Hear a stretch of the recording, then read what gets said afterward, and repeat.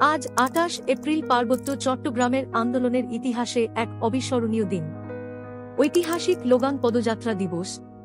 ১৯৯২ সালের এই দিনে লোগাং গণহত্যার প্রতিবাদে খাগড়াছড়ি সদর থেকে লোগাং অভিমুখে ঐতিহাসিক মৌন পদযাত্রা অনুষ্ঠিত হয়। পাহাড়ি ছাত্র পরিষদের নেতৃত্বে এ পদযাত্রায় হাজার হাজার ছাত্র জনতা অংশ নেন। লোগাং গণহত্যার প্রতিবাদ ও শহীদদের প্রতি সম্মান জানাতে ৯২ সালের ২৮ এপ্রিল খাগড়াছড়ি সদরের করইতলা থেকে শুরু হয় লোগাং অভিমুখে এই পদযাত্রা। ৩ পার্বত্য জেলার হাজার হাজার ছাত্র জনতা এই পদযাত্রায় সামিল হন।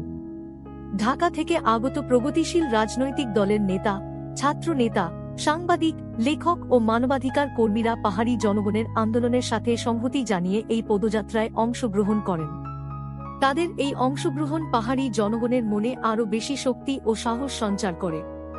সেদিন সকল রক্তচক্ষু ও বাধা বিপত্তি উপেক্ষা করে ছাত্র জনতা পদযাত্রা সহকারে হত্যাযজ্ঞস্থল লোগাং পোড়া ভিটায় গিয়ে অস্থায়ী স্মৃতিসৌধ নির্মাণ করে পুষ্পস্তবক অর্পণের মাধ্যমে শহীদদের প্রতি সর্বোচ্চ সম্মান জানায় এবং ধর্মীয় বিধান মতে শহীদদের শেষকৃত্য সম্পন্ন করে দেয়। ৯২ সালের ঐতিহাসিক লোগাং পদযাত্রা পার্বত্য চট্টগ্রামের লড়াই সংগ্রামে এক নতুন মাত্রা লাভ করে।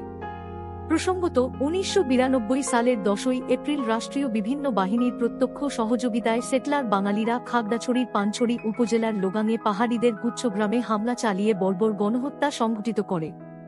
সেটলাররা দা বটি ও কুড়াল দিয়ে পাহাড়িদের উপর আক্রমণ করে এবং রাষ্ট্রীয় বাহিনীর সদস্যরা পাহাড়িদের উপর নির্বিচারে গুলিবর্ষণ করে। এতে ১২০০ পাহাড়ি নিহত হয়েছেন বলে ধারণা করা হয়। এছাড়া আরও অনেকে আহত ও নিখোঁজ হন। সেদিন শিশু, বৃদ্ধ, নারী কেউই রেহাই পায়নি। অগ্নিসংযোগ করে ছাই করে দেওয়া হয় পাহাড়িদের ৭ শতাধিক ঘরবাড়ি।